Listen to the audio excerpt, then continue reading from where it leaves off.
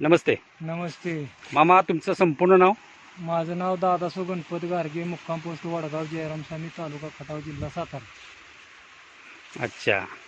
तर मी सांगितल्याप्रमाणे तुम्ही हे मल्टीप्लायर वापरलेलं आहे. हा वापरली. मल्टीप्लायर वापरलं आहे, बरोबर. हा. आता तुम्ही जरा आपल्या टोटल भारतातल्या शेतकऱ्यांना ह्याच्याविषयी थोडंसं मार्गदर्शन करा, की जेणेकरून जसा तुम्हाला रिझल्ट आलेला आहे त्याप्रमाणे त्या लोकांना पण चांगल्या पद्धतीने रिझल्ट येईल. तर पहिल्यापासून लागवणीपासून कसं कसं काय काय केलं जरा आम्हाला सांगा, म्हणजे आम्ही त्या पद्धतीनं प्रत्येक शेतकऱ्याला त्याचं मार्गदर्शन करू. तर सुरुवातीला सर्जेराव देसाई यांनी मला मल्टीप्लायरबद्दल माहिती सांगितली.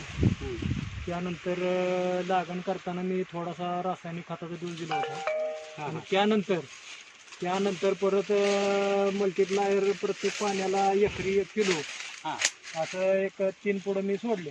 म्हणजे 3 किलो 3 किलो वापरले एकरी. हां. मला त्याचा रिझल्ट बी चांगला आलाय. ऊसाची जाडी वगैरे मजबूत आहे. कांड्या लांब आहेत, त्या कांड्या मजबूत आहेत त्या. म्हणजे तुम्ही ह्याच्याविषयी समाधानी आहात थोडक्यात?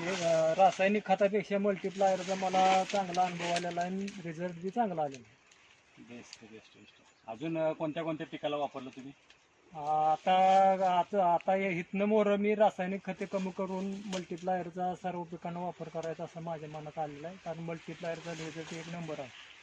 आता शेतकरी जे आपले रासायनिक खतं जे वापरतायत किंवा विषारी औषधांच्या फवारण्या करतायत तणनाशक मारण्यासाठी किंवा कीटकनाशक मारण्यासाठी, त्याबद्दल तुम्हाला थोडंसं काय सांगता येईल का मल्टीप्लायरबद्दल?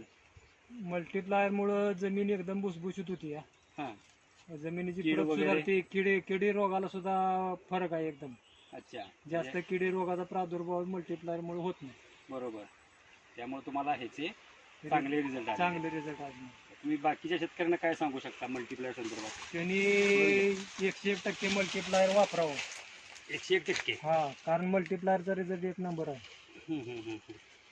त्या ड्रीप मधून सोडलं होतं का? हा, ड्रीप मधनं 3 पाण्यातनं 1 किलो सोडले. अच्छा.